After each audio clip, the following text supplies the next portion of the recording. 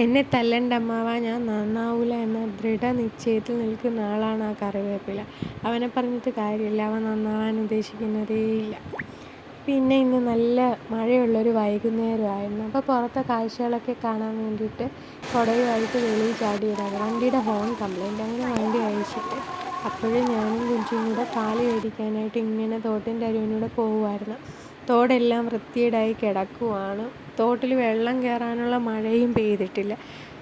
പിന്നെ നമ്മുടെ വയലാണ് ഈ കാണുന്നത്. വയലിന് മുമ്പുള്ള പണയാണ്. ഇവിടെ 3-4 തരം വാഴ നിൽപ്പുണ്ട്. ഒന്ന് ഏത്തൈ, പിന്നെ ഒന്ന് വെള്ളക്കപ്പ, പിന്നെ പാളയംകോടനുണ്ടെന്ന് തോന്നുന്നു. അങ്ങനെ 2-3 ഐറ്റംസൊക്കെ ഉണ്ട്. പിന്നെ നമുക്ക് ഈ വയലോട്ട് ഇങ്ങനെ രാവിലെയും വൈകിട്ട് നോക്കുമ്പോഴത്തേക്കിനും ഭയങ്കര ഒരു സ്ട്രെസ് റിലീഫാണ് തോന്നുന്നത്. അങ്ങനെ ഞാനും കുഞ്ചിയും കുറച്ച് മുന്നോട്ട് നടന്ന്, ഇതാണ് നമ്മുടെ ചുറ്റും, തോടിൻ്റെ ചുറ്റുമുള്ള കാഴ്ചയാണിത്. ഇത് ഇപ്പം വിഷു ആയതുകൊണ്ട് കണിക്കൊന്നയെല്ലാം പൂത്ത് നിൽപ്പുണ്ട്. ഇനിയിപ്പം പിള്ളേർ തന്നെ അതെല്ലാം തിക്കാൻ തുടങ്ങും. പിന്നെ ഇത് മൾഗോതര മാവാണെന്ന് തോന്നുന്നു. Okay, by.